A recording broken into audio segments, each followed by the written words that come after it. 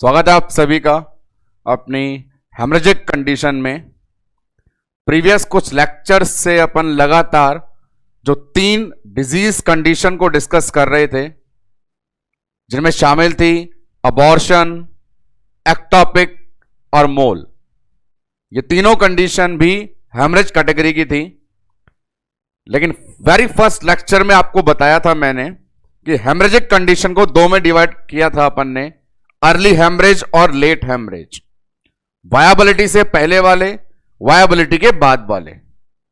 Early वाले chapter को अपन close कर चुके हैं और late haemorrhage in pregnancy heading जो बनकर आती है, वही हेडिंग इस नाम से कहलाती है जो आपके बोर्ड पर अवेलेबल है, antepartum haemorrhage. Late pregnancy haemorrhage जो टर्म है, वायबिलिटी के बाद जो वेजाइनल ब्लीडिंग है, उस कंडीशन को अपन एंटीपार्टम हेमरेज और एपीएच से डिनोट करते हैं। जहां प्रीवियस के सभी लेक्चर जिनमें अबॉर्शन, एक्टोपिक, मोल का डिस्कशन चला था, वहां फीमेल को वेजाइनल ब्लीडिंग 22 वीक से पहले हो रही थी, जिस समय बच्चे में वायबिलिटी नहीं आई थी और उसके मरने के चांस ज्यादा थे। यहां एंटीपार्टम हेमरेज में ब्लीडिंग वायबिलिटी के बाद है, 28 वीक के बाद है, बच्चे में जीवित रहने के लिए लेसेथिन, स्फिंगोमाइलिन डेवलप हो चुके हैं। तो यहां क्या मैनेजमेंट क्राइटेरिया होगा, कौन सी डिजीज कंडीशन इंक्लूड होगी, आइए उसे देखते हैं। सबसे पहले कंफर्म कर लें खुद को कि लेट प्रेगनेंसी हेमरेज का ही दूसरा नाम एंटीपार्टम हेमरेज या फेमस एपीएच है, सामने बोर्ड पे अवेलेबल। अब इस एपीएच में अपन को कौन सी बीमारियां पढ़नी है?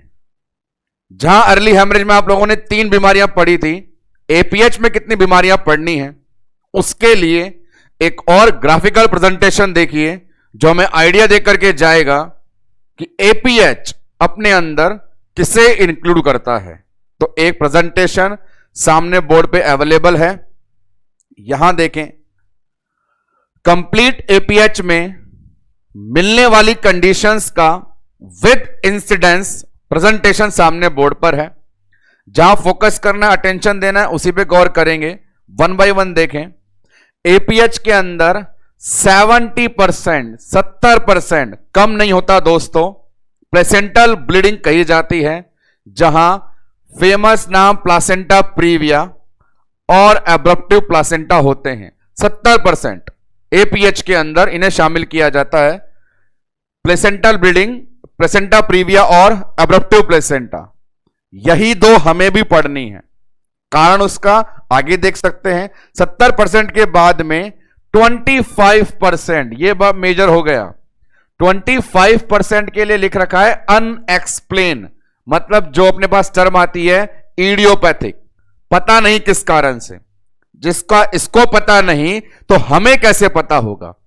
तो 70 और 25, 95% काम हो गया। रिमेनिंग 5% में एक्स्ट्रा जो लिखा हुआ है, एक्स्ट्रा के अंदर ये कंडीशन शामिल की गई है, इंक्लूड की गई है। देखें, नाम लिखा हुआ है cervical polyp, cervical cancer, varicose vein और लोकल ट्रॉमा। तो इनका वेटेज ओनली 5% है। तो 5% वेटेज के कारण ये माइनर कंडीशन हो गई। तो यहां पे पहली बात ये कि लेट प्रेगनेंसी का मतलब एपीएच है। एपीएच में जो मेजर परसेंटेज हमें पता है वो प्लासेंटा वाले कारण है, और जो माइनर है वो 5% वाले हैं। बीच वाले छुपा दिए 25, क्योंकि वो अननोन है। लो, बीच में मैं खड़ा हो जाता हूं, एक तरफ 70%, एक तरफ अपने पास 5%। तो यहां पे अपने पास सामने ये अवेलेबल है, जिससे हमें पढ़ने का एक क्राइटेरिया मिल गया। वो क्राइटेरिया क्या मिला कि हमें जो मेजर कंडीशन पढ़नी है वो प्लासेंटा प्रीविया और एब्रप्टिव प्लासेंटा है। इनके बारे में अब एडिशनल इंफॉर्मेशन, या आप कहो तो सामने जो ग्राफ दिखाई दे रहा है उसी से एक एमसीक्यू अपन बना देते हैं। क्या एमसीक्यू है, गौर से सुनिएगा। सामने आपको 70% में प्लासेंटा प्रीविया, एब्रप्टिव प्लासेंटा दिख रहा है। 5% में सर्वाइकल पॉलिप, सर्वाइकल कैंसर, बाकी कंडीशन दिख रही है। क्वेश्चन है, गौर से सुनिएगा, which of the following condition not included under APH? Which of the following condition not included under APH? Option number 1 placenta previa, option number 2 cervical cancer, option number 3 ectopic pregnancy, option number 4 abruptive placenta. तो वहां देखें गौर से, सामने जो option दिए गए उनमें एक एक्टोपिक प्रेगनेंसी जो था वो अर्ली प्रेगनेंसी वाला था, बाकी 3 चाहे प्लासेंटा प्रीविया हो, एब्रप्टिव हो या सर्वाइकल कैंसर हो, एपीएच में शामिल किए जाते हैं। सेकंड बात, प्लासेंटा प्रीविया बड़ी फेमस कंडीशन, अब्रप्टिव प्लेसेंटा भी फेमस कंडीशन, पर इनमें भी लिंक होता है फर्स्ट कॉमन सेकंड कॉमन का। फर्स्ट कॉमन सेकंड कॉमन का मीनिंग क्या है कि मैक्सिमम प्रेग्नेंट फीमेल में जो एपीएच डायग्नोसिस के साथ हॉस्पिटल में एडमिट होंगी, कॉमनली किस कंडीशन के साथ, और उससे कम कॉमन क्या होता है। भले ही परसेंटेज 35 बता रखा है, लेकिन मैं आपको बताऊं, एब्रप्टिव प्लेसेंटा को बोलते हैं फर्स्ट कॉमन और प्लासेंटा प्रीविया को बोलते हैं सेकंड कॉमन। हॉस्पिटलाइज केस के अंदर कॉमनली ज्यादा जो आता है एब्रप्टिव प्लासेंटा वाला आता है, और फिर जो सेकंड कॉमन पे आता है वो प्लासेंटा प्रीविया का। तो यहां तक के डिस्कशन में लेट प्रेगनेंसी हेमरेज में, एपीएच में, इंसिडेंस में हमें पढ़ने के लिए 2 बीमारियां मिल जाती हैं। एक का नाम प्लासेंटा प्रीविया, एक का नाम एब्रप्टिव प्लासेंटा। आज का जो पूरा लेक्चर है डेडिकेट है पूरे प्लासेंटा प्रीविया को लेकर के, तो आइए क्यों ना प्लेसेंटा प्रीविया के बारे में ही बात करना शुरू करी जाए। अब प्लासेंटा प्रीविया के बारे में बात शुरू करने से पहले इस एपीएच के बारे में एक और बात देख लेते हैं अपन। जहां हमने ये डिक्लेयर कर दिया एपीएच लेट प्रेगनेंसी हेमरेज है, तो हमारे ये इंटरवेंशन कुछ चेंज हो जाएंगे। गौर करना इन्हीं 2 इंटरवेंशन का, जिनका निर्णय मैंने अर्ली प्रेगनेंसी हेमरेज भी आपसे करवाया था। अर्ली वाले में आपको सिखाया था कि 22 वीक से पहले आपके सामने वेजाइनल ब्लीडिंग वाली फीमेल आए तो सबसे पहले उसे सैनिटरी पैड दे करके ब्लीडिंग को असेस करें। डेफिनेटिव में मैंने बताया था मरा बच्चा किसी काम का नहीं, तो जल्द से जल्द कैविटी खाली करें डीएनसी से या एमटीपी से। यहां लेट प्रेगनेंसी है, वायबिलिटी आ चुकी है, तो अब इंटरवेंशन में थोड़ा चेंज आएगा। बात करूं मैं बेसिक इंटरवेंशन की, तो वेजाइनल ब्लीडिंग है तो वहां भी सैनिटरी पैड देना कंपलसरी है, ब्लीडिंग असेसमेंट कंपलसरी है, लेकिन क्योंकि वायबिलिटी के बाद वाला है तो साथ में वाइटल साइन असेसमेंट भी जरूरी है, मदर के भी फीटस के भी। अर्ली प्रेगनेंसी में फीटल वाइटल साइन इंपॉर्टेंस नहीं देते क्योंकि वहां पे फीटस के डेड होने के चांस ज्यादा होते हैं। लेट प्रेगनेंसी हेमरेज में फीटल हार्ट साउंड पे बहुत अटेंशन देना है क्योंकि बच्चे के जिंदा होने के चांस होते हैं। तो बेसिक इंटरवेंशन में अब की बार क्या कह रही है सरकार, बोल के जा रही है, अब की बार आपको पहले चेक करना है एफएचएस और वाइटल्स। इसके अलावा जो काम पहले करते आ रहे थे वो करते रहिए, जिसमें शामिल क्या था, sanitary pad counting. Definitive intervention, early pregnancy में मरे बच्चे को बाहर निकालना होता है, लेट प्रेगनेंसी में बच्चा जिंदा है। अर्ली में मरा हुआ था, लेट में जिंदा है, और जिंदा बच्चे बाहर निकालना क्या कहलाता है, डिलीवरी। भी हां, जिंदा बच्चे को कैविटी से बाहर निकालने का प्रोसेस क्या जाता है, डिलीवरी। फिर चाहे आप नॉर्मली करवाएं या सिजेरियन से करवाएं। तो डेफिनेटिव इंटरवेंशन में अब की बार नाम आएगा कंडक्शन ऑफ डिलीवरी। तो यहां आप देख पाएंगे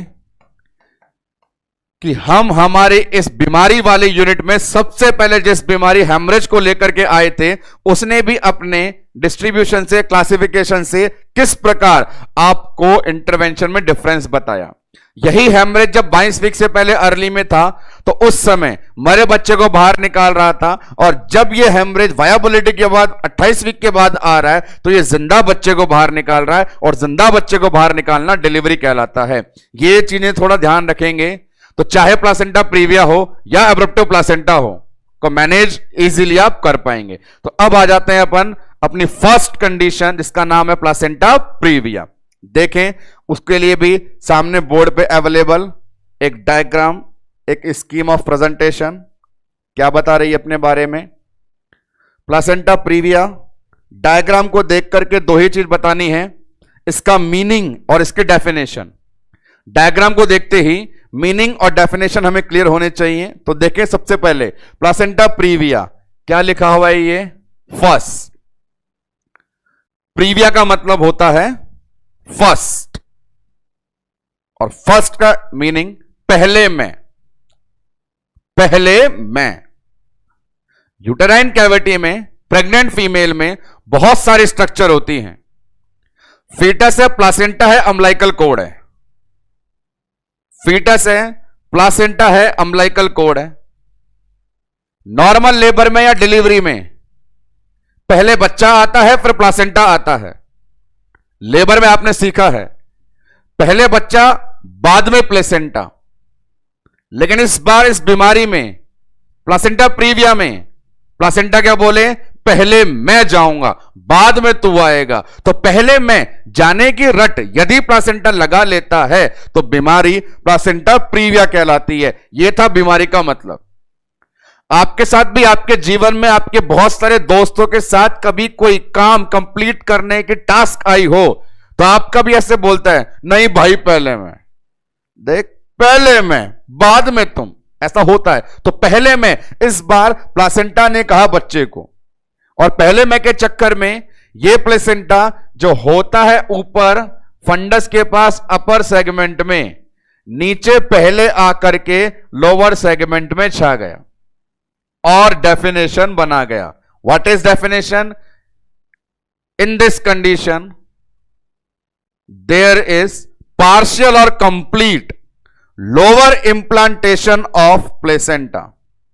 लोअर इंप्लांटेशन ऑफ प्लेसेंटा, ये प्लेसेंटा जो इंप्लांट होना चाहिए था अपर में, नॉर्मल पढ़ा है आप लोगों ने एम्ब्रियोलॉजी में।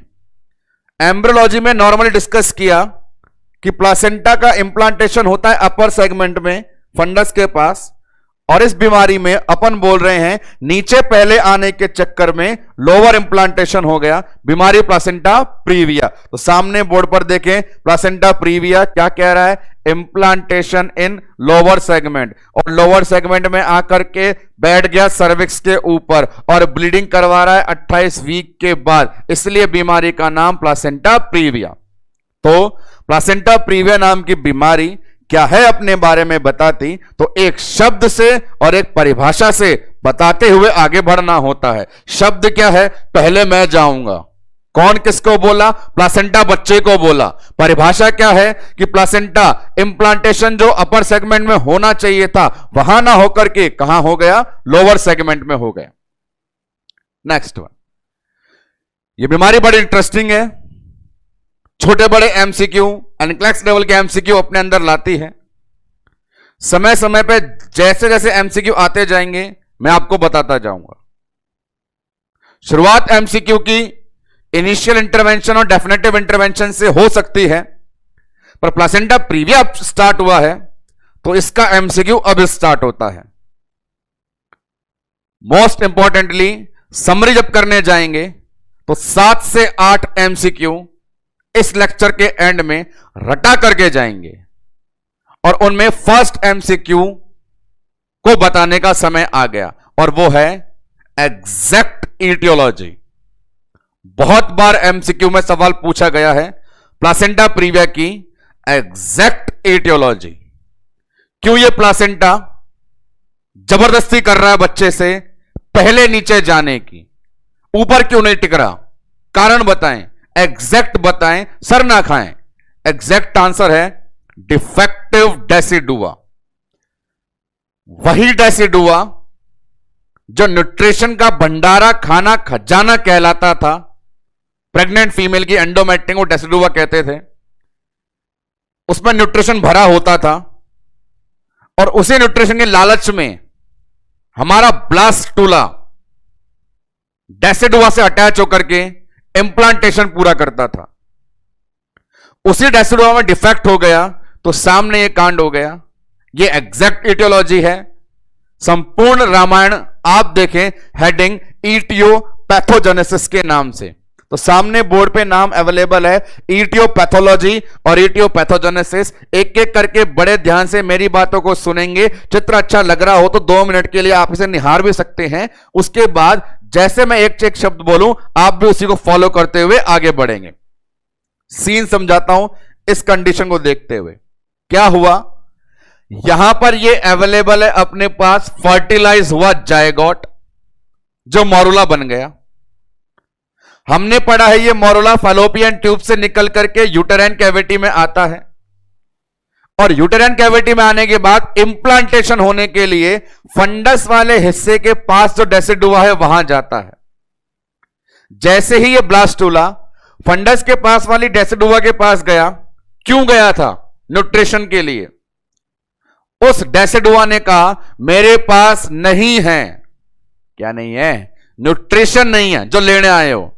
आप किसी के पास कुछ लेने जाएं, सही समझना, आप किसी के पास कुछ लेने जाएं और वो बोलते नहीं है, क्या करेंगे? है ही नहीं उसके पास। तो ये कंडीशन जब डेसिडुआ बोलते मेरे पास न्यूट्रिशन नहीं है कहलाती है डिफेक्टिव डेसिडुआ। और मेरे प्यारो सितारो, मैंने बोला ये आपका पहला एमसीक्यू है तो उस अटेंशन से देखते रहे। डिफेक्टिव डेसिडुआ, यही एमसीक्यू है, most common aetiology of placenta praevia. अब आगे, जैसे ही ये बच्चा डेसिडुआ को बोला मुझे देना, इसने बोला नहीं है मेरे पास, तो क्या करें? चलो कहीं और। जब अपर सेगमेंट में नहीं है तो कैविटी छोटी नहीं है, आओ नीचे खाना ढूंढने चलते हैं। तो वो नीचे की तरफ गया। यहां देखें इस एरो से, ये यहां आया था पर यहां से नीचे जा रहा है। लगातार एक ब्लास्टूला जिसको मना करा डेसिडुआ ने, खाने की तलाश में गया नीचे लोअर सेगमेंट में, खाने की तलाश में गया नीचे लोअर सेगमेंट में। इस प्रकार लोअर सेगमेंट में जाना था एक साइंटिस्ट का बतलाना और कह गया वो इसको ड्रॉपिंग डाउन थ्योरी।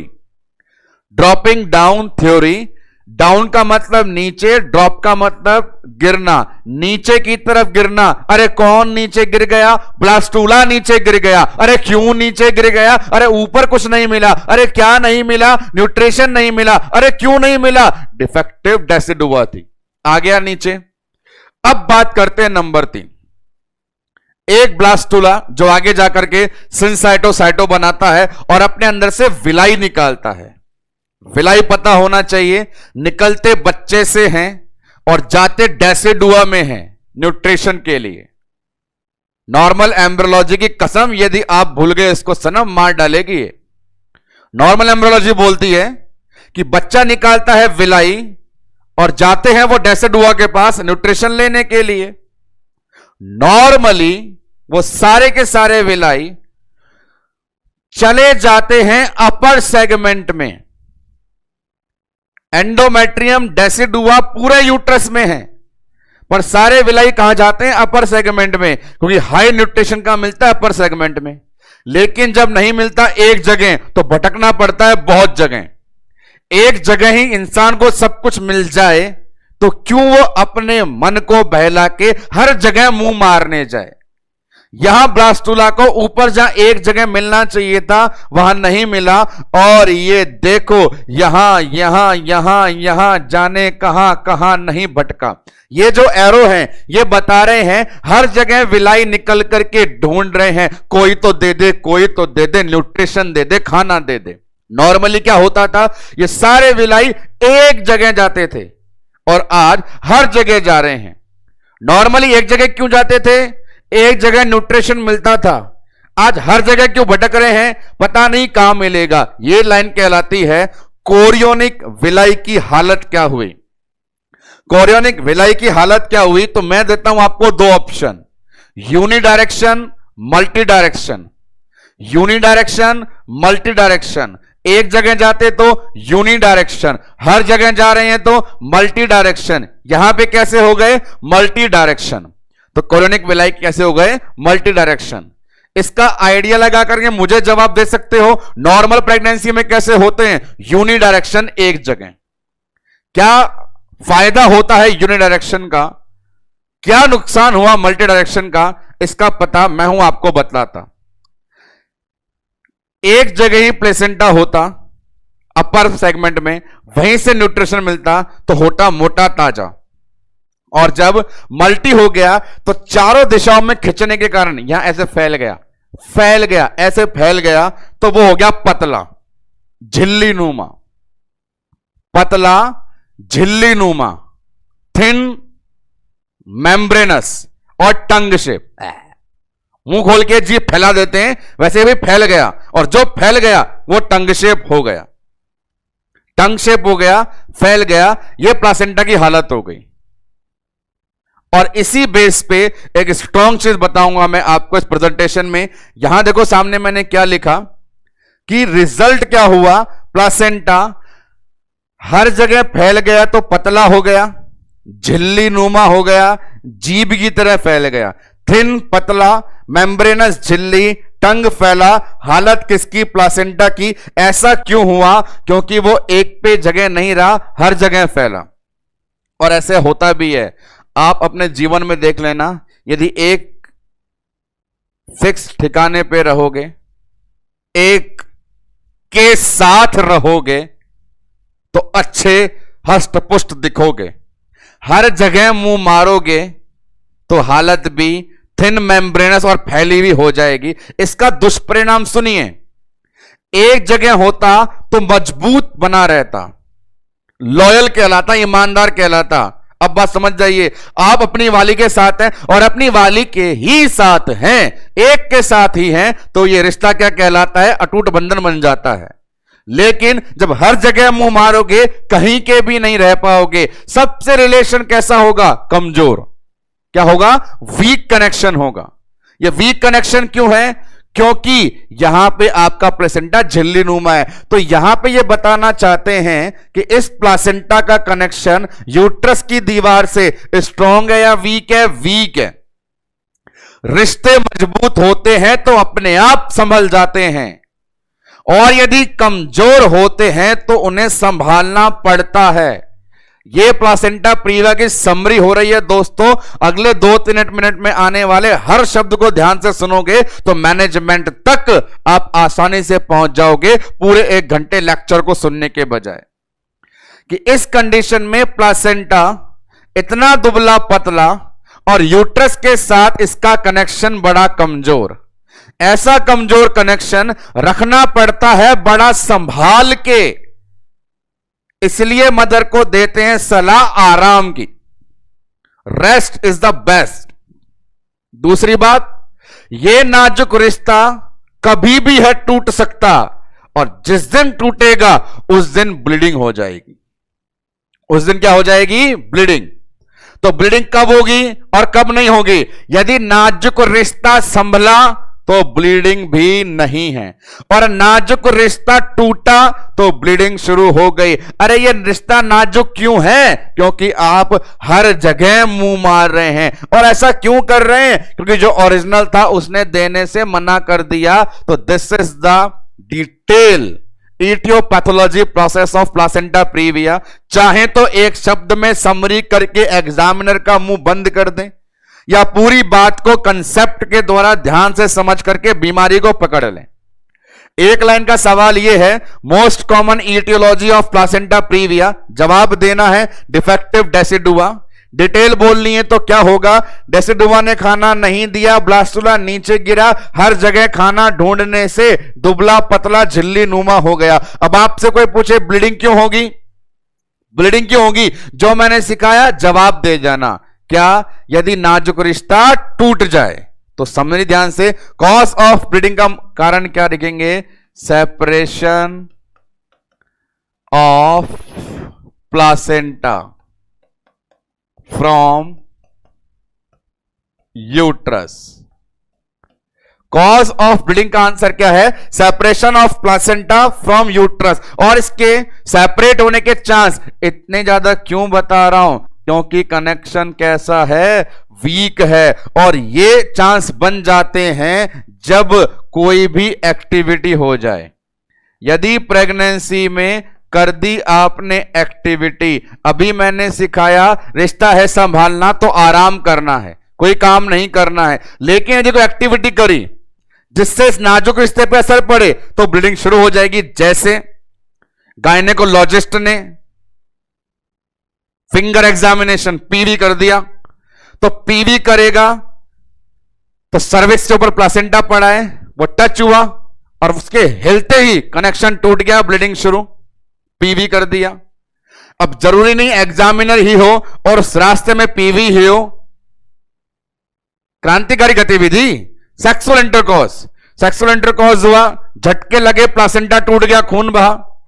या फिर बात करें कि वहां पे जो फीटस है उसका हेड का प्रेशर, जैसा आप लोग देख सकते हैं कि यहां पे फीटस का हेड प्लासेंटा के ऊपर है, यदि बच्चे के सिर ने डाला प्रेशर तो उस प्रेशर से भी कनेक्शन क्या हो जाएगा? टूट जाएगा। तो एक्टिविटी में शामिल कर सकते हैं कि यदि आपने कभी भी कर दिया पीवी, या कभी भी हो गया कांड, या कभी भी आ गया बच्चे का सिर, तो तीनों जने जाकर के प्लासेंटा को है दबाते, और एक दबाते जो खुद बेचारा दुबला पतला है, आते दबाने मेरे को मोटे ताजे को तो नहीं दब पाता, लेकिन किसी दुबले पतले को दबाएंगे तो बेचारा मर ही जाएगा। तो ईटियोपैथोलॉजी से इतनी इंफॉर्मेशन आपको मिलती है जिससे आगे तक किए जाने वाले इंटरवेंशन की राह खुलती है। और वह राह यह खुलती है कि क्या प्लेसेंटा प्रीविया में हमेशा ब्लीडिंग होगी? जवाब देंगे नहीं। क्यों? ब्लीडिंग तभी होगी जब एक्टिविटी करोगे, और जब रेस्ट करोगे तो ब्लीडिंग नहीं होगी। आइए इन्हीं को सीखते हैं आगे, ईटियोपैथोलॉजी से आगे बढ़ते हैं। बात करते हैं रिस्क फैक्टर की। तो कुछ रिस्क फैक्टर हैं बोर्ड पे आपके सामने, उन्हें देख लीजिए, एग्जाम में ये भी पूछे गए हैं प्लासेंटा प्रीविया के रिस्क फैक्टर, और जो इंपॉर्टेंट वन पूछे गए हैं उन्हें मैं हाईलाइट कर देता हूं आपके सामने। ये देखें, प्रीवियस प्लासेंटा प्रीविया ठीक है। मल्टीपल प्रेगनेंसी, जो मदर मल्टीपल प्रेगनेंसी करती हैं, एक से ज्यादा बच्चे हैं, बच्चों की डिमांड ज्यादा है तो न्यूट्रिशन कम पड़ गया, और जैसे ही न्यूट्रिशन कम पड़ गया, डेसिडुआ डिफेक्टेड हो गई, प्लासेंटा न्यूट्रिशन ढूंढने के लिए नीचे आ गया और हर जगह आ गया तो वापस से मेम्ब्रेनस हो गया। ईटियोपैथोलॉजी पूरी लिंक करती है। बात करें, बहुत ज्यादा बार जो पूछा जाने वाला है उस पर टेंशन दिलवाऊं मैं आपको, ये जो लाइन है ये एग्जाम में बहुत बार पूछी गई है कि प्रीवियस सिजेरियन सेक्शन हुआ है, यदि पिछली बार बच्चा पेट काट के बाहर निकला था तो वहां की मांसपेशियों के तार आप काट के बाहर आए हो, तो उन मांसपेशियों में अब इतना न्यूट्रिशन नहीं है कि अगला बच्चा जनने की जब सोचोगे तो वहां की मांसपेशियों में न्यूट्रिशन की कमी से बच्चे ऊपर की जगह नीचे गिरेंगे और गिर करके प्लासेंटा को पतला बना देंगे। तो प्रीवियस सिजेरियन सेक्शन, हालांकि इसके अलावा और भी है, cigarette smoking, increase maternal age, endometritis, ये सब चीजें। इसके अलावा और बताऊं मैं आपको, और अपने बात आती है मल्टीपल, नाम आता है ये वाली फीमेल का, ग्रांड मल्टीपैरा, जानते हो इसको? ग्रांड मल्टीपैरा क्या है? जो 5 से ज्यादा बच्चों को जन्म दे चुकी है। अब आप एक जियो के अनलिमिटेड ऑफर की तरह धनाधन बच्चे पैदा करते जाएंगे तो यूट्रस की जो फंडस के पास जो एंडोमेट्रियम है वो भी बोलेगी आखिर कब तक मैं लगातार खाना खिलाती रहूंगी। लगातार खाना खिलाने से उनकी मांसपेशियों में जब खाना खत्म हो जाएगा तो और अगले बच्चे के लिए खाना वहां नहीं बच पाएगा, इसलिए इसे लिमिट करना चाहिए। इसके अलावा अपन बात करें इन 2 आंटियों की, एक का नाम माल न्यूट्रिशन और दूसरी एनीमिया। ये हिंदुस्तान की भारतीय महिलाओं की पहचान कि पहले तो जिंदगी में कभी घुमाया नहीं, खिलाया नहीं, और अब जब बच्चा पैदा करने की बारी आई है तो पूछते हो कि प्लासेंटा नीचे कैसे आ गया। यदि आप माल नरिश हैं स्टार्टिंग से ही, तो जब आपने प्रेगनेंसी प्लान करी और बच्चा खाना मांगने के लिए आया तो आपके शरीर ने बोला, ए बच्चा तू ऐसी मां के शरीर में आया है जहां पे पहले से खाने का स्टॉक खाली है। तो वहां पर भी इंप्लांटेशन लोअर में हो जाएगा। और अब देखते हैं, बीमारी हुई, प्लासेंटा नीचे आया, क्यों आया आपको बताया। नीचे आने में ऊपर आने में फर्क क्या था? ऊपर मोटा था, मजबूत कनेक्शन था, नीचे आया पतला हो गया और कनेक्शन लूज हो गया। तो किस किस क्लिनिकल मैनिफेस्टेशन का पता करना पड़ेगा। बोर्ड पे हेडिंग अवेलेबल है, क्लिनिकल मैनिफेस्टेशन। 1 बाय 1 मैं बताता हूं आपको, इनके बारे में बड़ी इंटरेस्टिंग है। तो क्लिनिकल मैनिफेस्टेशन में सबसे पहले मैं लिख देता हूं यहां पे ब्लीडिंग। ये देखिए, क्योंकि पढ़ रहे हैं APH, haemorrhage, late pregnancy haemorrhage, placenta praevia, तो मेन कंप्लेंट तो ब्लीडिंग की है। पर यहां ब्लीडिंग का कारण और नेचर देखें। वक्त हो गया साथियों एक और धमाकेदार एमसीक्यू को बताने का। पहला एमसीक्यू बताया मैंने प्लासेंटा प्रीविया की मोस्ट कॉमन कॉज से, दूसरे का समय यहां पर आ गया। पहले तो मैं आपसे पूछूं कि ब्लीडिंग कब होगी, लगातार होगी, कम होगी, ज्यादा होगी, तो वहां पे जैसे ब्लीडिंग आए आप इन दो के बारे में बता जाएं। और दो के बारे में क्या बता जाएं? एक तरफ लिखें रेस्ट और एक तरफ लिखें एक्टिविटी। और जैसा बता रहा हूं, रेस्ट के ब्रैकेट में क्रॉस और एक्टिविटी के ब्रैकेट में राइट। समझदारी से सुनने वालों को एक बार में बात समझ में आ गई होगी क्या? कि यदि मदर रेस्ट करती है तो ब्लीडिंग नहीं होगी, यदि कोई एक्टिविटी करती है तो ब्लीडिंग होगी। क्योंकि बात है सिर्फ संभल के रहने की। रिश्ते नाजुक हैं, किस किस के? प्लासेंटा के और यूट्रस के। और ऐसा हुआ कि कोई भी एक्टिविटी हुई, पिछले आराम से पूरे महीने भर से वो आराम से थी, लेकिन आज वो एग्जामिनेशन के लिए डॉक्टर के पास गई, उसने पीवी कर दिया। जब पीवी किया तब ब्लीडिंग हुई, फिर वापस घर पे आ गई तो ब्लीडिंग नहीं हो रही। तो ऐसी ब्लीडिंग जो डिपेंड एक्टिविटी पे, उस ब्लीडिंग को नाम दिया जाता है, बड़ा इंपॉर्टेंट है, वार्निंग हेमरेज। वार्निंग का मतलब है चेतावनी देना। और दोस्तों, चेतावनी देना बुरी नहीं, बहुत अच्छी बात है। मैं तुम्हें वार्न करता हूं, चेतावनी दे रहा हूं मैं, दो ना यार, अच्छा काम है। क्योंकि आप वार्निंग देंगे तो हम प्रिपेयर हो सकेंगे उससे बचने के लिए। कई बार होता है आप बोलेंगे या तो बिना बताए आ गया, ये क्या मतलब होता है? बता के आता, सूचित करके आता, तो ये बीमारी बोल रही है कि मैं वो वार्निंग दे रही हूं। गए थे आप कल जांच करवाने, पीवी करवाने, देखो हो गई ना ब्लीडिंग। अब समझ जाओ कि यदि आप चाहते हो ब्लीडिंग हो और चाहते हो ब्लीडिंग ना हो तो फैसला आपका। यदि चाहते हो ब्लीडिंग ना हो तो घर पर ही आराम करें। तो ऐसी चीज बहुत अच्छी है जहां हमें बीमारी के आने से पहले बीमारी के बारे में पता लग जाए और हम कॉम्प्लिकेशन से बच जाएं। ऐसी ब्लीडिंग कहलाती है वार्निंग हेमरेज। ये कैरेक्टर है। अब इसके बाद जब भी ये ब्लीडिंग हुई थी, जब वो पीवी कर रही थी, जब ब्लीडिंग हुई थी, तो उसके कैरेक्टर क्या थे और कैरेक्टर क्या क्या है वो सुनना बड़े ध्यान से। सामने बोर्ड पर लिखता हूं 3 कैरेक्टर। पहला कैरेक्टर है पेनलेस, दूसरा है रिविल्ड और तीसरा है रिकरेंट। 3 नाम सामने मैंने बोर्ड पे लिख दिए, उन्हें देखें। पहला लिखा पेनलेस, फिर लिखा रिविल्ड और ये लिखा रिकरेंट। तीनों शब्दों का मतलब बड़े ध्यान से सुनना। और यहां पे वक्त था एमसीक्यू बताने का, तो ये रहा एमसीक्यू। आधी से ज्यादा बार प्लासेंटा प्रीविया से जब भी एग्जाम में एमसीक्यू बना है, इसको उसने डंके की चोट पे पूछा है, painless bleeding, painless bleeding.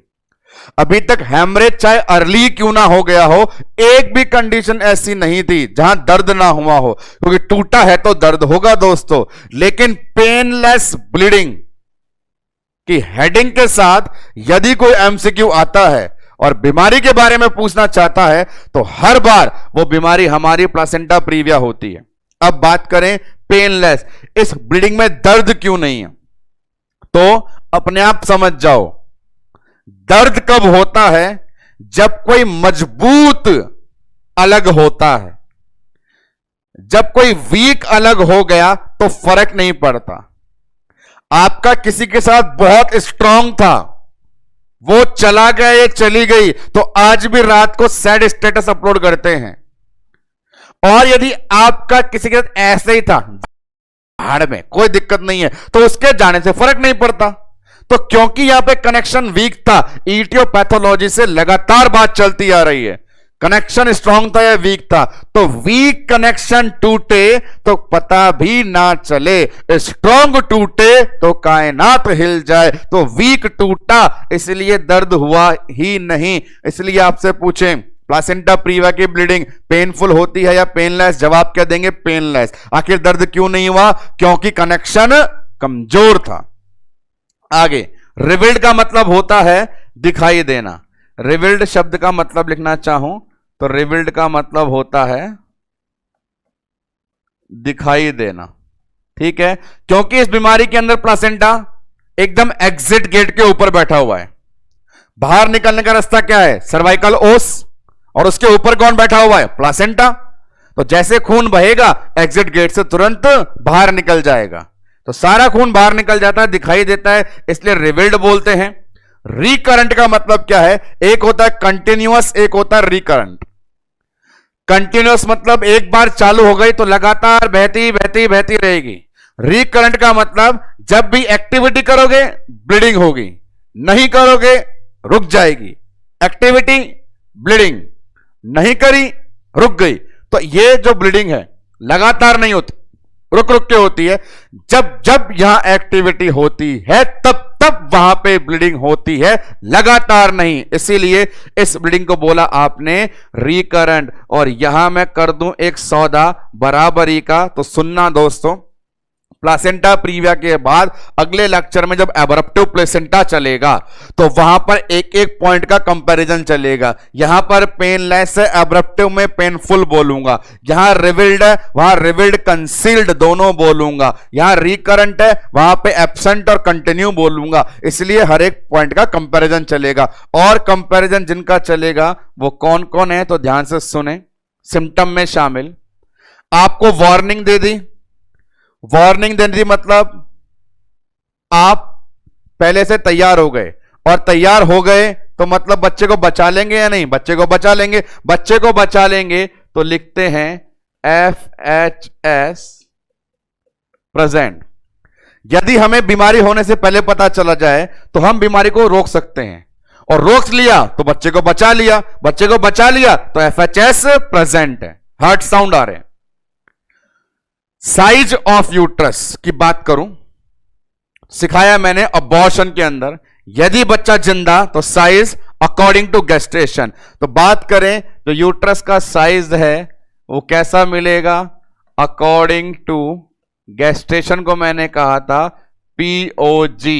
Abortion की टेबल से याद कर लो क्या सिखाया था? जिंदा बच्चा अकॉर्डिंग टू, मुर्दा बच्चा लेस देन, नहीं है बच्चा नॉर्मल। अब एक इंटरेस्टिंग चीज, ये साइज जो अकॉर्डिंग टू गेस्टेशन मिल रहा है, मॉस्बी के अंदर एक MCQ दिया हुआ है जिसके 5वें ऑप्शन में एक लाइन है जो सामने बता रहा हूं। यूट्रस का साइज बच्चे के जिंदा मुर्दा से संबंधित होता है, और जिंदा होने पर साइज अकॉर्डिंग टू मिलता है। ठीक बात। यहां पे एक बात मैं बताऊं कि बच्चे का जो हेड है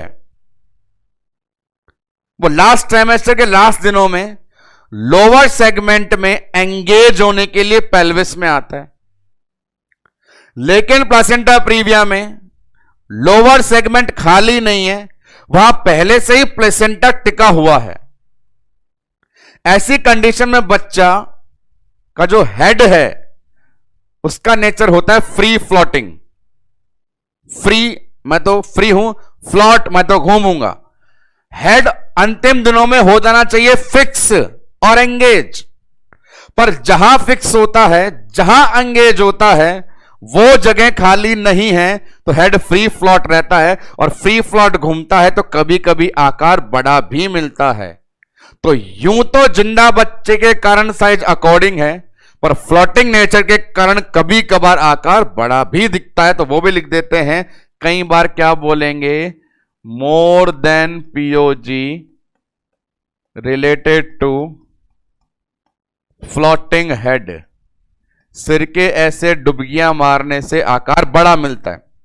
आगे बात करें यूट्रस के नेचर की, सॉफ्ट और हार्ड की, तो देखो यूट्रस के अपर सेगमेंट में प्लासेंटा 15 से 20 सेंटीमीटर वाला मोटा एरिया होता है, भरा होता है, तो वो हार्ड होता है। प्लासेंटा प्रीविया में प्लासेंटा नीचे आ गया, अपर सेगमेंट खाली, हैगार साइन पढ़ाया अपन ने, जो खाली वो एम्प्टी और सॉफ्ट। दूसरी बात, जो खून बहा वो भी बाहर आया। यदि अंदर रुकता तो गांठें पड़ने से मजबूत कर देता। तो प्लासेंटा प्रीविया में एक तो प्लासेंटा नीचे आ गया, और दूसरा जितना खून बहा वो भी बाहर ही गया, इसीलिए नेचर सॉफ्ट होगा। तो लिख देता हूं मैं, nature of uterus soft, soft nature uterus. तो ये सारे सामने जो अवेलेबल हैं कंप्लीट बोर्ड पे, ये कहलाते हैं हमारे clinical manifestations of placenta previa. जहां इस कंडीशन में सबसे इंपॉर्टेंट अपने पास में ब्लीडिंग के नेचर को लेकर के बात चलने वाली थी, उसके अलावा भी मैंने और साइज को देखा, और हैंड टू हैंड आप इन सबको कंपेयर भी करेंगे। कुछ समय बाद आने वाला है एब्रप्टिव प्लेसेंटा, वहां पे एफएचएस प्रेजेंट की जगह एब्सेंट होगी क्योंकि कंसील्ड के अंदर, वहां साइज अकॉर्डिंग की जगह चेंज मिल सकता है, वहां सॉफ्ट की जगह नेचर हार्ड मिल सकता है। पर फिलहाल सामने प्लासेंटा प्रीविया है, तो इसके पिक्चर जो है उसी पे कंसंट्रेट करें। तो यहां तक के पोर्शन में आपने देखा कि हमारी आज की बीमारी है प्लासेंटा प्रीविया, जहां प्लेसेंटा बच्चे से पहले नीचे आ गया, और वो इसलिए नीचे आ गया क्योंकि ऊपर वालों ने खाना नहीं दिया। मजे की बात यह है, ये प्लेसेंटा नॉर्मल मोटे ताजे की बजाय दुबला पतला झिल्ली नुमा हो गया, जिसका कनेक्शन वीक था। वीक कनेक्शन को यदि आप 9 महीने बेड रेस्ट देकर संभाल के रखेंगे तो ब्लीडिंग नहीं होगी, लेकिन 9 महीने में कभी भी कोई एक्टिविटी होगी तो ब्लीडिंग होगी। ये जो ब्लीडिंग होगी ये पेनलेस होगी, बड़ी इंपॉर्टेंट है, क्योंकि वीक कनेक्शन ब्रेक होने से पेन नहीं होता है। बाकी सिम्टम बोर्ड पे अवेलेबल। आते हैं अगले कैटेगरी में, वहां डिस्कस करेंगे इसके टाइप्स। प्लासेंटा प्रीविया के जो टाइप्स हैं प्रेजेंटेशन में देखें, मैं एक्सप्लेन करता हूं उनको। ये सारे टाइप जो क्लासिफाई किए गए हैं उनका आधार है ओस कवरिंग। सर्वाइकल ओस को किसने कितना कवर किया, उसके बेस पे प्लासेंटा प्रीविया के 4 टाइप। प्लासेंटा प्रीविया में एक बात तो फिक्स थी, नीचे जा रहे हैं लोअर सेगमेंट में, नीचे जा रहे हैं लोअर सेगमेंट में, और उस लोअर सेगमेंट के सेंटर में भी बाहर निकलने का रास्ता है, और बाहर निकलने के रास्ते को क्या कहते हैं, सर्विक्स के ओस। तो जो सर्विक्स के ओस तक ज्यादा पहुंचेगा वो कंडीशन ज्यादा वर्स होगी। उसी बेस पे देखते हैं सामने की तरफ, प्लासेंटा जो लेकर निकला है मिशन सर्वाइकल ओस कवरिंग, कितना सक्सेस होता है विद अटेंशन बोर्ड पे, एक एक करके कंसंट्रेशन से देखें।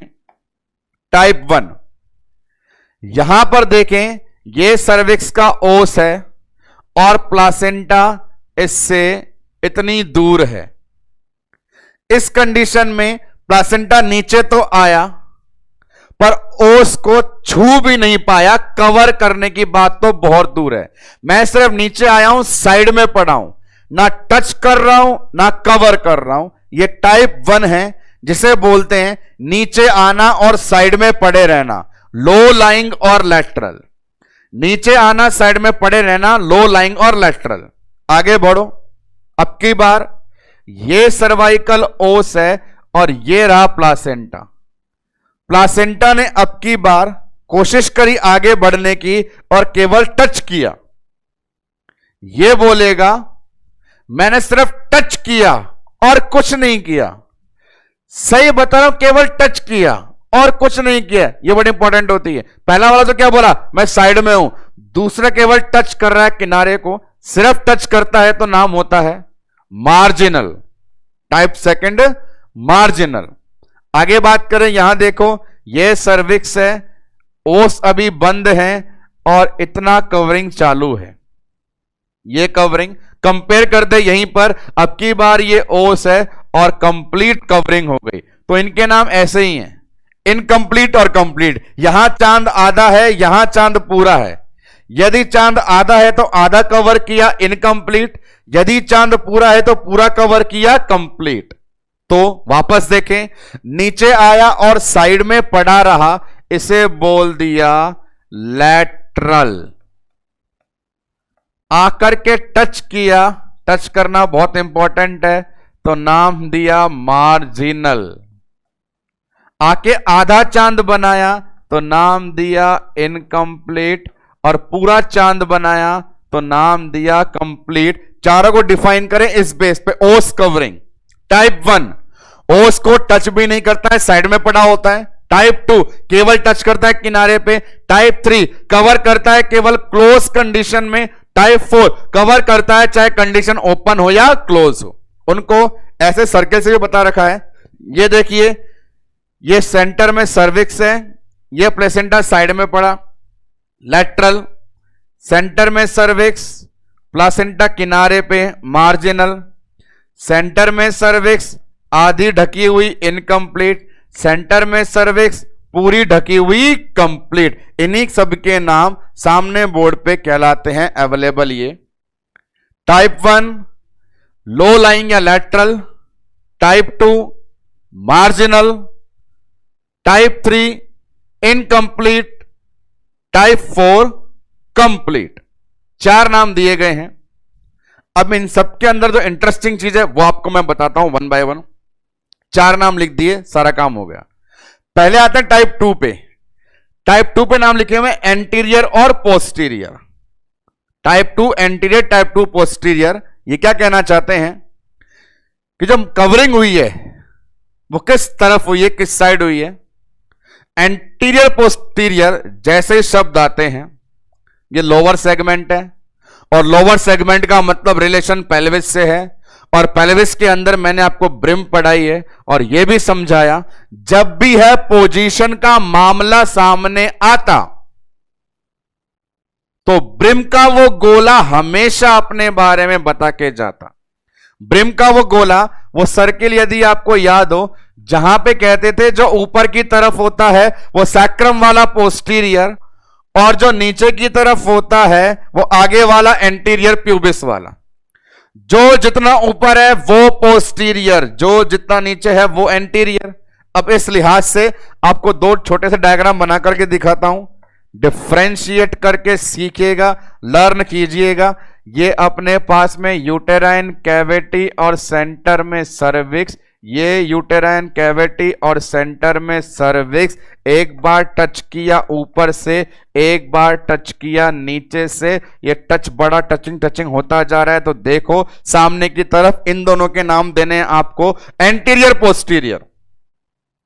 मार्जिन पर टच है सिर्फ, ध्यान दे यहां टच कहां करा, ऊपर की तरफ या नीचे की तरफ, ऊपर। तो जो ऊपर टच करता है वो ऊपर वाला पोस्टीरियर। यहां टच कहां किया, नीचे, जो नीचे टच करता है वो आगे वाला एंटीरियर। ये एंटीरियर, ये पोस्टीरियर। मजे की बात यह है, इस लोअर सेगमेंट में बच्चे का सर होना था, और बच्चे का सर जब सर्विक्स पे आता, फिक्स होता, एंगेज होता, सबसे पहले इस वाले एरिया पे आता, यहां पे, यहां बच्चे का सर आता, बाद में नीचे बढ़ता तो इस जगह आता। तो पहले कहां आएगा, पोस्टीरियर। तो जैसे ही बच्चे का सर नीचे आता है, अपने से पहले वह प्लासेंटा को पाता है। कौन से वाले को, पोस्टीरियर वाले को। पोस्टीरियर वाले को पाता है, मतलब ये टाइप 2 पोस्टीरियर बच्चे के सर को एंगेज होने नहीं देता। वक्त हो चला है सबसे इंपॉर्टेंट एमसीक्यू नंबर 3 का। आज के लेक्चर का पहला MCQ, most common cause defective decidua. Second question, bleeding का नेचर, पेनलेस। थर्ड क्वेश्चन, सामने की तरफ, कि कौन सा टाइप है सबसे निराला, जिसने बच्चे के सिर का कर दिया झिंगा लाला और नहीं होने दिया एंगेजमेंट, वो कलाकार औलाद है। टाइप सेकंड पोस्टीरियर, और इसी कारण इसे बोलते हैं मोस्ट डेंजरस। इस सेकंड पोस्टीरियर के छाती पे लिख दूं कि तू कौन है, तू भैया मोस्ट डेंजरस है। तो अपने सामने ये सारे प्लासेंटा के टाइप पड़े प्रीविया के, वहां इससे क्वेश्चन बनता है तो मैंने अलग से बंद करा है। पोस्टीरियर को बोलते हैं मोस्ट डेंजरस, और क्यों बोलते हैं पता होना चाहिए, क्योंकि इसने किसे रोक दिया, एंगेजमेंट। बच्चे के सिर को रोकने के आधार पर यह डेंजरस हुआ। बाकी बात करें इन सारे टाइप को ब्लीडिंग के आधार पर बांटिए तो देखो, जो जितना कवर करेगा उतनी ब्लीडिंग ज्यादा करेगा, जो जितना दूर रहेगा उतनी ब्लीडिंग कम करेगा। तो हमारे पास ये जो कैटेगरी बनती है माइल्ड और सीवियर की, लास्ट में बड़ी इंपॉर्टेंट है। यहां पे ये टाइप 1 और ये एंटीरियर, ये कहलाते हैं नेचर में माइल्ड, ये इनकम्प्लीट, ये पोस्टीरियर और ये कंप्लीट, ये तीनों कहलाते हैं अपने पास सीवियर। टाइप 1 और second anterior mild, second posterior, third fourth severe, bleeding के आधार पे। पर्टिकुलर मोस्ट डेंजरस की बात चले तो जवाब देना होता है सेकंड मार्जिनल। वैसे ब्लीडिंग के आधार पर बात चले तो माइल्ड और सीवियर। इन चार का प्रेजेंटेशन जब सामने देखते हैं तो एक सवाल और आता है कि ये साइड में है, ये किनारे पे है, ये दोनों ओस के ऊपर हैं, और जो उसके ऊपर है वो बीचों बीच है, वो थर्ड और फोर है, और वो बीचों बीच है, इसीलिए पर्टिकुलर थर्ड और फोर को अपन बोलते हैं सेंट्रल प्लेसेंटा प्रीविया। इन चार में से थर्ड और फोर इनकम्प्लीट कंप्लीट सेंटर में बैठे थे, इसलिए इनको नाम दे दिया सेंट्रल प्लेसेंटा प्रीविया। तो ये अपने पास टाइप्स हैं। सामने की तरफ बढ़े और एक्स्ट्रा इंफॉर्मेशन देने के लिए तो एक स्पेसिफिक साइन होता है जिसका अपन डिस्कशन करके बता देते हैं। लिखा हुआ है बोर्ड पे स्टालवर्ती साइन। क्या है स्टालवर्ती साइन, गौर से सुनेंगे। चारों टाइप के अंदर सेकंड पोस्टीरियर में, चारों टाइप के अंदर सेकंड पोस्टीरियर में जहां बच्चे का सर एंगेज नहीं हो पा रहा था तो फील होता है कंप्रेशन, और जब भी होता है हेड कंप्रेशन तो हार्ट रेट हो जाती है कम। आपने अर्ली डिसलरेशन वाले टॉपिक में भी मुझसे पढ़ा हुआ है कि जब जब हेड कंप्रेशन हुआ है, वेगस नर्व स्टिमुलेशन हुआ है, वहां पे एफएचआर कम हुई है। इसका डेमोन्स्ट्रेशन भी कर सकते हैं। यदि एक ऐसी प्रेग्नेंट फीमेल में आप एब्डोमिनल कंप्रेशन करें जो टाइप सेकंड पोस्टीरियर से डायग्नोस है, तो उस कंप्रेशन से भी और कंप्रेशन बढ़ने से हार्ट रेट कम हो जाएगी। तो सिंपल सा लॉजिक के सामने की तरफ स्टालवर्ती साइन क्या है, decrease FHR due to head compression. और हेड कंप्रेशन आपने कैसे किया, एब्डोमिनल प्रेशर डाल के।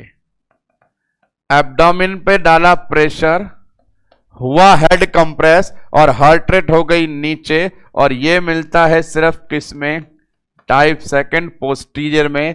साइन का नाम है स्टालवर्ती साइन। कॉम्प्लिकेशन की बात करें, बड़ी सिंपल कॉम्प्लिकेशन है। मदर में क्या होगा, ये एपीएच है तो एपीएच से क्या होता है, पीपीएच। पीपीएच ब्लड बह गया, ब्लड की कमी आने से इंफेक्शन के चांस, सेप्सिस। ज्यादा ब्लड बह गया, हाइपोवोलेमिया, शॉक, क्या हो गया, रीनल फेलियर। प्लासेंटा नीचे पड़ा है, बच्चे से पहले आने की जिद पे अड़ा है तो नॉर्मल डिलीवरी के चांस नहीं है। चांस किसके बढ़ गए, सिजेरियन के। बच्चे का सर फिक्स नहीं हुआ, सर घूमता जा रहा है तो सर फिक्स नहीं होगा तो माल प्रेजेंटेशन। जनरल टर्म है। एपीएच से पीपीएच, खून बहने से इंफेक्शन, खून बहने से शॉक, प्लासेंटा नीचे आने से नॉर्मल डिलीवरी के चांस कम, सिजेरियन के ज्यादा, बच्चे का सर फिक्स नहीं हुआ तो माल प्रेजेंटेशन। तो मदर में लिस्ट बना सकते हैं, क्या क्या बोल सकते हैं, एपीएच से पीपीएच, खून बहने से सेप्सिस, हाइपोवोलेमिया होने से शॉक, नॉर्मल के चांस कम, सिजेरियन, हेड एंगेज नहीं हो पाया तो माल प्रेजेंटेशन। बच्चे में आए, एक ऐसा बच्चा पैदा होने वाला है जिसका प्लासेंटा कमजोर था, तो न्यूट्रिशन नहीं मिला तो IUGR, LBW, डेथ, ये शामिल हो जाएंगे। खाना नहीं मिला, ग्रोथ नहीं हुई, IUGR और LBW, तो ये इसके बाद पॉसिबल कॉम्प्लिकेशन। इंटरवेंशन कैटेगरी बहुत आसान हो जाती है हमारे लिए। वन बाय वन देखते हैं अगले सेगमेंट में क्या आ रहा है। डायग्नोसिस, तो प्रेगनेंसी में किसी भी प्रकार के डाउट को कंफर्म करने के लिए क्या करते हैं, सोनोग्राफी। पर्टिकुलर बीमारी प्लासेंटा की है, प्लासेंटा को देख करके आओ तो नाम दे दो प्लासेंटोग्राफी। पर्टिकुलर प्लासेंटा को देखा तो प्लासेंटोग्राफी। यह बीमारी क्या अपने बारे में कोई इंडिकेशन देती है, तो हमने पढ़ा था वार्निंग हेमरेज। ऐसी बीमारी जो अपने बारे में बता जाए कि मैं कभी भी हो सकती हूं, तो बहुत बढ़िया डायग्नोसिस है कि अपन डायग्नोसिस कर सकते हैं यदि आपको कभी भी रिपोर्ट हो। ये जो अपन ने पढ़ा था मैनिफेस्टेशन में, नाम क्या था, वार्निंग हेमरेज, बड़ा इंपॉर्टेंट। प्रेग्नेंट फीमेल में या नॉर्मल फीमेल में या गायनेकोलॉजिस्ट के यूनिट में मोस्ट कॉमन परफॉर्म किया जाने वाला एग्जामिनेशन होता है पीवी। धमाकेदार सीरीज में क्वेश्चन नंबर 4 की एंट्री, वो क्या हमने पढ़ा कि पीवी जैसी एक्टिविटी सब जगह कर लेना, पर ऐसी जगह मत करना जहां धागे कमजोर है, जहां पे फिंगरिंग से डैमेज हो सकता है। तो मोस्ट इंपॉर्टेंट सेगमेंट है, रेड मार्कर से लिखना पड़ेगा कि आप लोग भावनाओं में बह करके डायग्नोसिस में ये वाला काम ना करें जो ब्लीडिंग को बढ़ावा दे। तो क्या लिखा हुआ, PV contraindicated. Most important question बनता है अपने पास सामने से डायग्नोसिस कैटेगरी में। बात करें इंटरवेंशन प्रिवेंशन में, तो देखिए क्या लिखा हुआ है, प्रिवेंशन कैसे बचाएंगे, तो प्रिवेंट करने के लिए रिस्क फैक्टर देखना पड़ेगा। रिस्क फैक्टर में अपन ने देखा था मालनरिश एनीमिया थी, तो आपको सबसे पहले प्रेगनेंसी प्लान करना, बाद में पहले देखना हेल्थ स्टेटस। यदि आपका वेट, यदि आपका BMI, यदि आपका हीमोग्लोबिन सही है तो ही आप प्रेगनेंसी प्लान करें। या फिर जो रिस्क फैक्टर बताए मैंने, स्मोकिंग का कंडीशन है, मल्टीपल प्रेगनेंसी है, उनको ध्यान रखते हुए पहले रिस्क फैक्टर आइडेंटिफाई कर लें। यदि आप किसी रिस्क फैक्टर के जोन में आते हैं तो जबरदस्ती प्रेगनेंसी के उलझन में ना पड़े। इसके अलावा और इंपॉर्टेंट बात बताया गया ग्रांड मल्टीपैरा, तो सबको एडवाइस करें इस चीज के लिए। क्या लिख रखा है, लिमिट द बर्थ, बच्चे कम पैदा करें जिससे न्यूट्रिशन प्रॉपर बना रहे। तो प्रिवेंशन हमेशा बेस होता है रिस्क फैक्टर पे, उन्हें रोका तो प्रिवेंशन हो गया। आते हैं अपन यहां पे कैटेगरी में इंटरवेंशन की, तो सिंपल लेट हेमरेज है, सब सिखा दिया गया है, सब तैयार होना चाहिए दिमाग में क्या क्या अपने पास है, बड़े ध्यान से शुरू हो जाए। नंबर 1 इंटरवेंशन, बेसिक भी आएगा, डेफिनेटिव भी आएगा, जनरल भी आएगा, पहली चीज। और फिर वापस से MCQ की most important line, placenta previous से रिलेटेड MCQ जो एनक्लेक्स साउंडर में लिखे हुए हैं वो यहां इंटरवेंशन में बेस करेंगे। यदि आपको जनरल एडवाइस देनी है तो ये कि 9 महीने में ब्लीडिंग कभी नहीं आती यदि मां स्ट्रिक्टली बेड रेस्ट कर जाती। तो जनरल इंटरवेंशन में आपको जो लिखना है वो है rest is best, rest is best. उसके बाद बात करें, रेस्ट तो हो गया, पर मान लीजिए जिसने रेस्ट नहीं किया, रेस्ट से तो हमने प्रिवेंशन कर लिया, जिसने रेस्ट नहीं किया एक्टिविटी करवाई उसमें हो गई ब्लीडिंग। अब जैसे ही ब्लीडिंग हो जाती है समय हो गया इनिशियल इंटरवेंशन और डेफिनेटिव का। तो अपन जानते हैं इनिशियल इंटरवेंशन क्या है, सिखाया, ये लेट हेमरेज है, इसीलिए सबसे पहले FHS और वाइटल, उसके बाद में क्या प्रोवाइड करने हैं, सैनिटरी पैड, ये आपको सिखा दिया गया। और इनिशियल इंटरवेंशन के अंदर ही शामिल होते हैं पेशेंट को दी जाने वाली ऑक्सीजन थेरेपी, IV थेरेपी और ब्लड ट्रांसफ्यूजन। ये जनरल सी चीज है, इन्हें सीख लीजिए, OBG में बहुत बार काम आएगी। एक होता है डेफिनेटिव इंटरवेंशन, एक होता है बेसिक इंटरवेंशन। जब भी मरीज अस्पताल में आए तो फिक्स क्या करना है वो तो अलग है, लेकिन जब तक वो काम नहीं कर रहे तब तक आप क्या कर रहे हैं, वो बेसिक इंटरवेंशन है। प्लासेंटा प्रीविया के मान के चलिए, प्लासेंटा प्रीविया में टाइप 4 डायग्नोसिस की फीमेल भर्ती हुई, मैनेजमेंट में क्या करना है, टाइप 4 है, डेफिनेटिव मैनेजमेंट क्या करना है, सिजेरियन सेक्शन। लेकिन जब तक इमरजेंसी से वार्ड से ओटी में इंस्ट्रूमेंट लगने तक, चीरा लगने तक, जब तक सिजेरियन ना हो तब तक क्या करते हैं, तब तक करे जाने वाले इंटरवेंशन सामने बोर्ड पर है। तब तक लगातार पेशेंट के अंदर एफएचएस मॉनिटरिंग करते हैं, वाइटल साइन देखते हैं, सैनिटरी पैड से ब्लीडिंग काउंट करते हैं, सपोर्ट के लिए ऑक्सीजन लगाते हैं, आईवी फ्लूइड लगाते हैं, ब्लड ट्रांसफ्यूजन करते हैं। पक्का इलाज से पहले करने वाले सारे काम को क्या कहते हैं, इनिशियल। और जब भी बात चलती है पक्के इलाज की तो वहां पे आंसर आता है अपने पास ओबीजी स्कीम। ओबीजी स्कीम जब ये डिसाइड कर लिया है डिलीवरी के बारे में तो ओबीजी स्कीम। ओबीजी स्कीम पहले भी बहुत चर्चाओं में रही है, आज फिर एक बार सामने।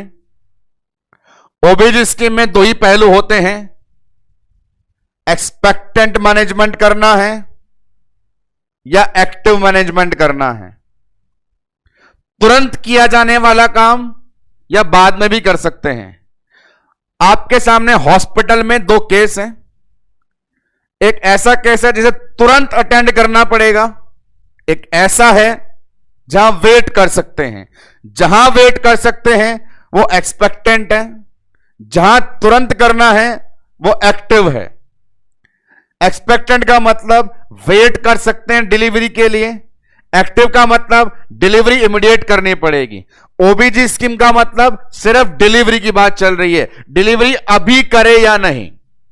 ओबीजी स्कीम का मतलब है बच्चा बाहर निकालना है, डेफिनेटिव मैनेजमेंट है, डिलीवरी कंडक्शन करना है, तुरंत करना है या बाद में। तुरंत करना है तो एक्टिव, बाद में करना है तो एक्सपेक्टेंट। वो कौन कौन सी कंडीशन है जो डिसाइड करेगी, तो देखें। फर्स्ट वन, टाइप माइल्ड या सीवियर। यदि टाइप माइल्ड वाले हैं, फर्स्ट सेकंड एंटीरियर वाले हैं, तो माइल्ड का मतलब इमरजेंसी नहीं है, वेट कर सकते हो। Type second posterior third fourth वाले हैं, सीवियर वाले हैं, तुरंत डिलीवरी करनी पड़ेगी, कोई चारा नहीं है। वाइटल साइन, यदि बच्चे की धड़कन और मां के वाइटल साइन नॉर्मल है, इमरजेंसी नहीं है, वेट कर सकते हो। लेकिन वाइटल साइन स्टेबल नहीं है, हार्ट रेट कम ज्यादा हो रही है, डिस्ट्रेस में हो रहा है, मदर के वाइटल भी बिगड़ रहे हैं, अनस्टेबल है, तुरंत इलाज चाहिए। इसके अलावा प्रेगनेंसी के वीक अभी 37 भी नहीं हुए भैया, माइल्ड है, अरे प्रेगनेंसी 37 वीक से ऊपर की हो गई, तुरंत करो। कुल मिला के सामने बोर्ड पे 3-4 एग्जाम्पल से यह बताया जा रहा है कि इन्हें देख के आपका दिमाग क्या कहता है, काम तुरंत होना चाहिए या बाद में होना चाहिए। तो जैसी कंडीशन वैसा इलाज, तुरंत काम एक्टिव मैनेजमेंट, आराम का काम एक्सपेक्टेंट मैनेजमेंट। मैनेजमेंट पोर्शन से भी यहां पे काफी सारे एमसीक्यू आते हैं। एम्स बठिंडा ने बहुत अच्छा प्रेजेंटेशन दिया इन एमसीक्यू को प्रेजेंट करके। देखें किस किस पर सवाल आए। सवाल आए कि एक फीमेल है, सेंट्रल प्लेसेंटा प्रीविया है। सेंट्रल प्लेसेंटा प्रीविया मतलब टाइप 3-4 है, इमरजेंसी यूनिट में हॉस्पिटल में भर्ती होती है। यहां पे इस डायग्नोसिस को ध्यान रखते हुए नर्स द्वारा इमीडिएट इंटरवेंशन क्या किया जाएगा। Option number 1, advice for rest.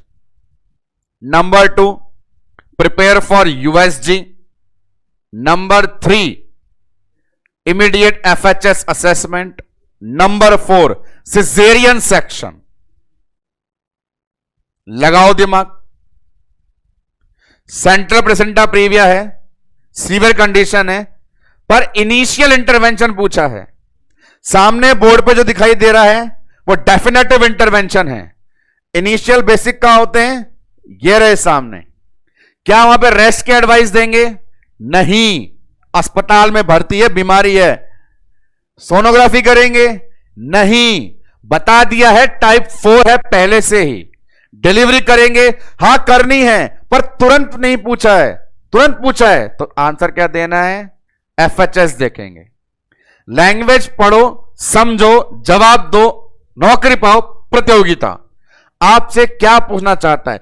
Home intervention पूछना है तो रेस्ट करें, मरते हुए के अंदर भी इनिशियल पूछना है तो ये सारे काम करें, डिलीवरी अभी करनी है या बाद में तो इन्हें फॉलो करें। तो इन सब के साथ एपीएच कैटेगरी का जो फर्स्ट पोर्शन था प्लासेंटा प्रीविया, वो यहां पे देखा गया। क्या देखा? एक बार समराइज वे में पढ़ें पूरा।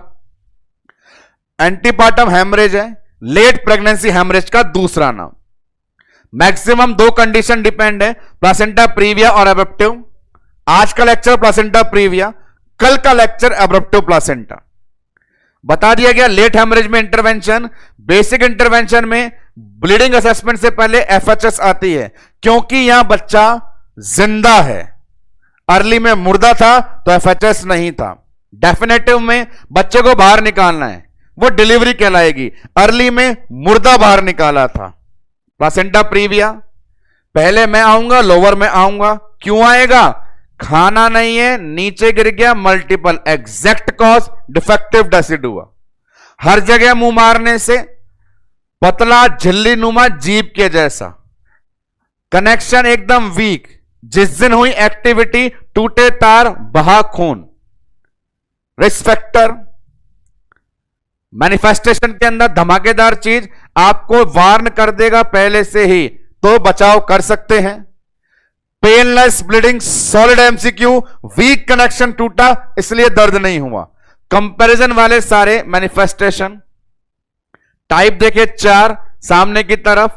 ब्लीडिंग के आधार पे माइल्ड और सीवियर, नेचर के आधार पे सेंटर और एमसीक्यू वाला जबरदस्त। Most dangerous type second posterior, क्योंकि क्या नहीं होने देता? एंगेजमेंट। स्टॉल वर्थी और कॉम्प्लिकेशन। डायग्नोसिस देखो, धमाकेदार सवाल। उंगली नहीं करनी है, पीवी नहीं करना है, तार टूट जाएंगे। यहां बहुत इंपॉर्टेंट चीज घर पे है, मोस्ट इंपॉर्टेंट सेगमेंट, रेस्ट करो। अस्पताल में आ गए, शुरुआत में ये धमाके करो, बच्चा पैदा करना ही है तो इसको फॉलो करो। और ये सब करके प्लासेंटा प्रीविया को नमस्कार करके आगे बढ़ो। और कल के लेक्चर में इसी एपीएच के पार्ट 2 एब्रप्टिव प्लासेंटा का वेट करो। तब तक के लिए धन्यवाद।